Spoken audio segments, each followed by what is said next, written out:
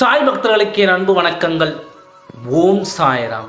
என் அன்பு குழந்தையே, இப்பொழுது உன் துணை உன்னிடம் என்ன பேச நினைக்கிறார் என்று உன்னிடம் சொல்ல வந்தேன். இப்பொழுது இருக்கும் சூழ்நிலை எப்படி இருக்கிறது தெரியுமா? நீ உண்மை என்று நினைப்பது எல்லாம் பொய்யாகவும், பொய் என்று எதையெல்லாம் நினைக்கிறாயோ அது எல்லாம் உண்மையாகத்தான் இருக்கிறது.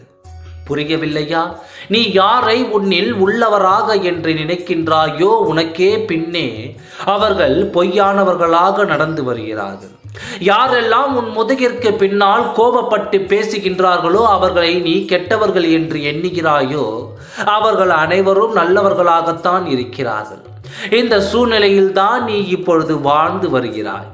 அப்பா, எதற்காக இதை சொல்கிறேன் என்று புரியவில்லையா? காரணமின்றி நான் எதையும் பேச மாட்டேன் என்று உன் துணை உன் மீது கோபத்திலும் வெறுப்பிலும் இருக்கிறார் என்று நான் சொன்னேன் அல்லவா? அதற்கு காரணம் என்ன தெரியுமா? இப்பொழுது நான் சொன்னதுதான் காரணம்.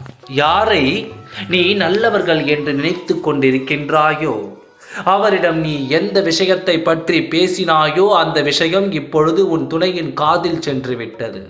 அவர் செவியில் சென்ற இந்த பிரச்சனை இப்பொழுது அவருக்கு உன் மேல் வெறுப்பு வந்துவிட்டது. சாயப்பா, யாரை இப்படி சொல்கின்றீர்கள்? யார் என்று நான் தெரிந்து கொள்வேன் என்று தானே நீ யோசிக்கிறாய். யாரிடம் உன் தனிப்பட்ட விஷயங்களை நீ பகிர்ந்து கொண்டாயோ அந்த நபர்தான் உன் துணையின் செவிகளில் கொண்டு போய் சேர்த்தது. நான் முதலில் சொன்னது போல் நல்லவர் என்று யாரை நீ நினைத்து இருக்கிறாய் அவர்கள்தான் இப்பொழுது இந்த வேலையை செய்து முடித்திருக்கிறார்கள். உன்னுடைய விஷயம் அனைத்தும் உன் துணையிடம் சென்று கொண்டு தான் இருக்கிறது. நீ அனுதினமும் என்ன செய்கிறாய், என்ன பேசுகிறாய், யாரிடம் பேசுகிறாய், எந்த சூழ்நிலையில் இருக்கிறாய் என்று உன் துணைக்கு அனுதினமும் சென்று கொண்டு தான் இருக்கிறது. எங்கோ இருக்கும் உன் துணையின் மனதில் இங்கு இருந்து கொண்டே உன் மீது வெறுப்பு வரும் காரணமாக இருக்கும். அந்த நபர் யார் என்று நான் காட்டுகிறேன். ஆனால் இங்கு யாரும் நல்லவர்களும் அல்ல, அனைவரும் கெட்டவர்களும் அல்ல. நாம் பார்த்து பழக வேண்டியது தான் நம் வாழ்க்கைக்கு அழகு. புரிந்து கொள்.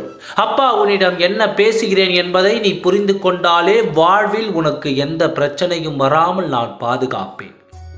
யாரை பற்றியும் பிறரிடம் நீ படாதே. முக்கியமாக உன் துணையை பற்றி யாரிடமும் நீ பேசாதே. உன் வாழ்க்கையில் என்ன நடந்து கொண்டிருக்கிறது, எப்படி நடக்கிறது, நீ என்ன செய்கிறாய் என்று எதை பற்றியும் யாரிடமும் நீ பேசாதே.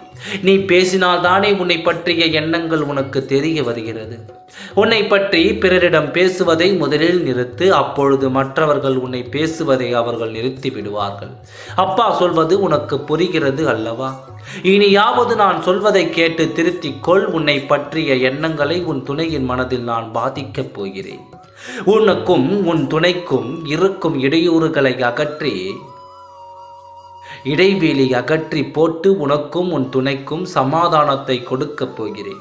உன் வாழ்க்கையை திரும்பவும் மகிழ்ச்சியாக ஆரம்பமாக கூடிய விரைவில் நான் வேலையை செய்ய போகிறேன். மகிழ்ச்சியோடு காத்திரு, நல்லதே நடக்கும். ஓம் சாய்ராம். நன்றி, வணக்கம்.